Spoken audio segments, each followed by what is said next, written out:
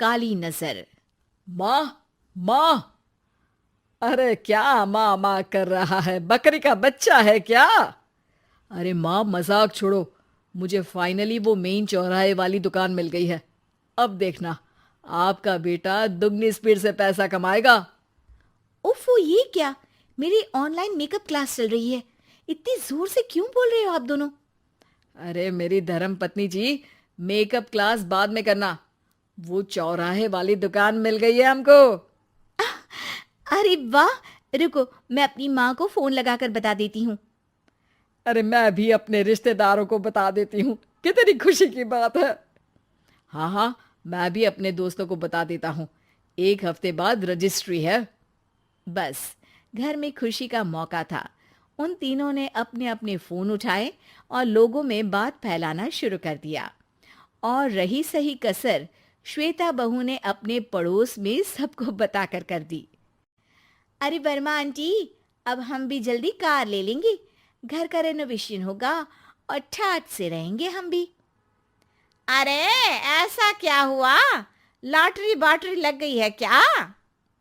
अरे, इस बार चौराहे वाली मॉल में हमको भी दुकान मिल गई है। दुकान नंबर 21, जो एकदम चौराहे पर है।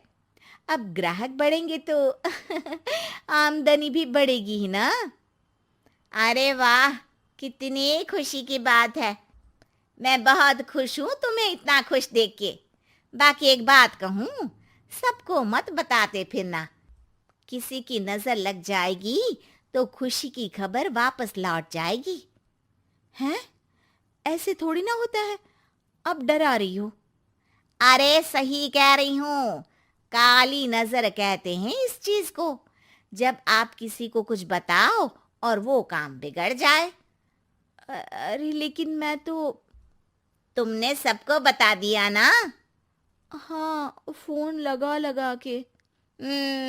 अब बच के रहना। काली नजर बड़ी खतरनाक होती है। श्वेता इतनी खुश रहती है कि वो वर्मा आंटी की बात पर ध्यान ही नहीं देती, जबकि पड़ोस में और भी लोगों से खुशी की खबर शेयर करती रहती है। अगले दिन राजेश बहुत दुखी होकर घर आता है। अरे बेटा, क्या हुआ?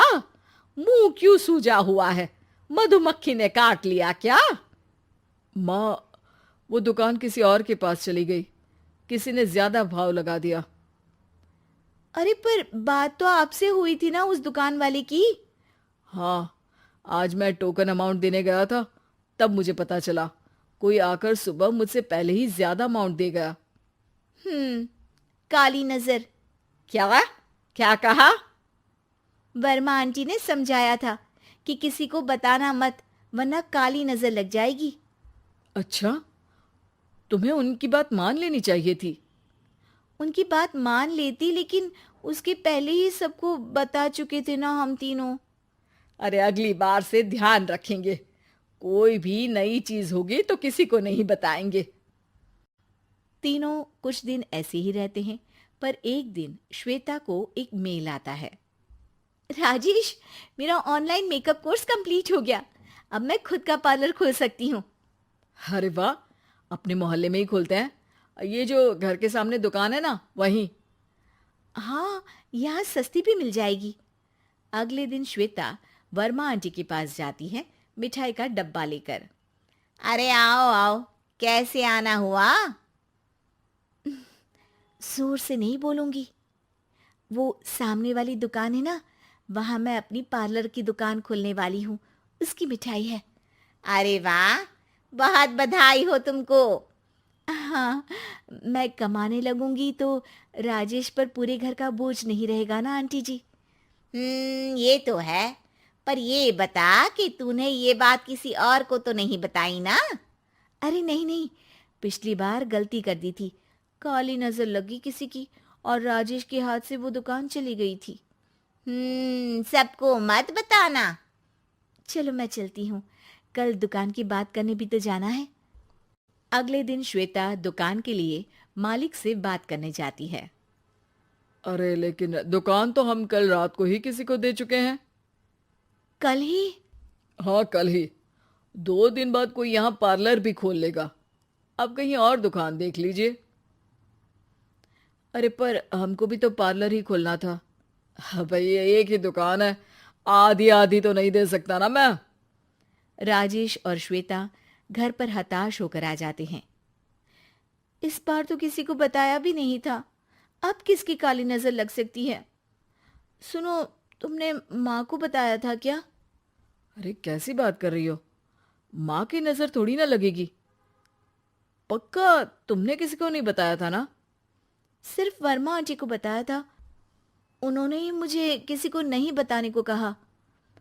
अरे यार, तुम भी सही हो, मेरी माँ को नहीं बताने को कह रही हो, पर वर्मा आंटी को बताना तुम्हें जरूरी लगा।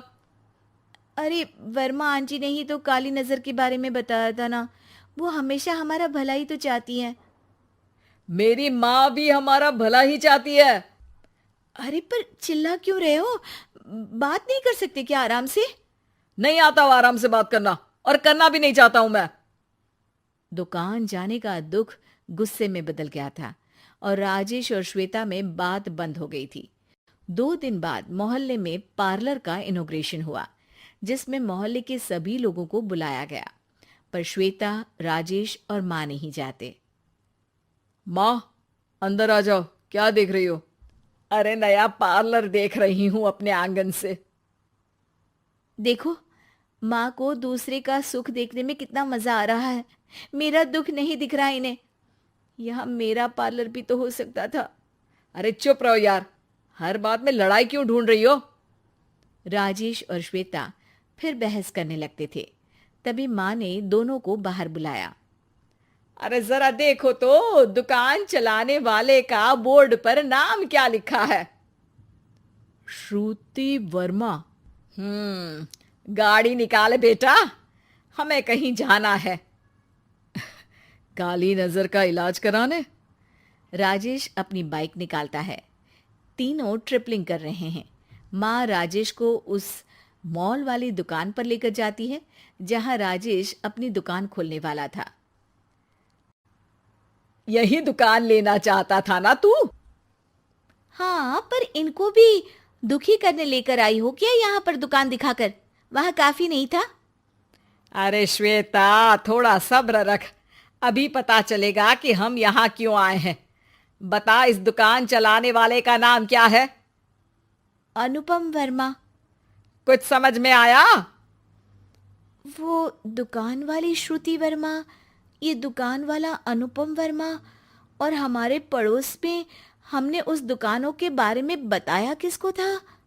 अब वर्मा आंटी को। मतलब वर्मा आंटी ही हमारा काम बिगाड़ रही है? नहीं नहीं, ऐसा नहीं हो सकता, ये बस इत्तेफाक है। राजेश अपना फोन निकालता है और श्रुति वर्मा और अनुपम वर्मा के नाम फेसबुक पर सर्च करता है, जहां ये दोनों ही वर्मा आंटी के रिश्तेदार होते हैं। श्वेता को समझ में आ जाता है कि वर्मा आंटी की ही नजर खाली नजर है। अब क्या करना है? कोई भी खुशी की खबर हो तो काली नजर से बचना है, यानी वर्मा आंटी से बचना है। अरे पर मुझे ये समझ में नहीं आया कि वो हमारे साथ ऐसा क्यों करेंगी। अरे बेटा, एक सीख है, दूर के आदमी को आपकी तरक्की से कम परेशानी होगी, पड़ोसी को ज्यादा। दोनों माँ की बात में हामी भरते हैं और अगला काम चुपचाप करने की कसम खाते हैं, ताकि आगे से वर्मा आंटी कोई काम ना बिगाड़ सके।